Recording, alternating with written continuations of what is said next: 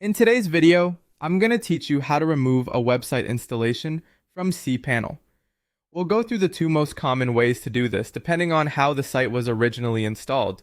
If the website was installed through Softaculous, the process is very simple and organized directly inside cPanel. If it was installed manually, you'll need to remove both the website files and the related database yourself.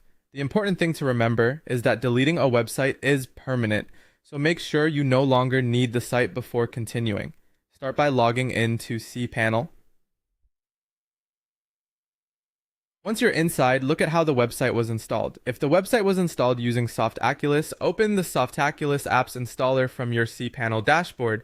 Inside Softaculous, click on Installations to view the list of websites and applications currently managed there. Find the website you want to remove, then click the red trash icon next to it. Softaculous will then give you the option to remove the installation.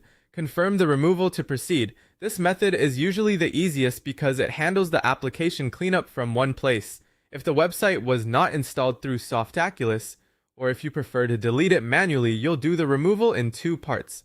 First, open File Manager in cPanel. From there, go into the public/HTML folder and locate the directory that belongs to the website you want to delete. Select that website's folder carefully, then click Delete.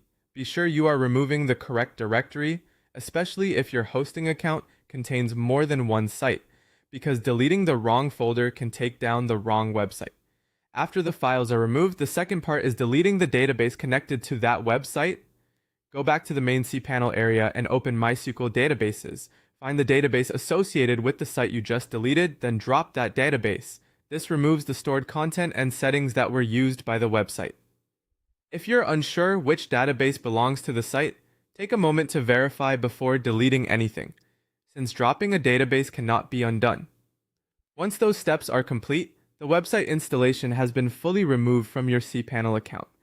That includes the site files and, if deleted manually, the related database as well. If you found this helpful, you can use the same general process whenever you need to clean up an old or unused website installation.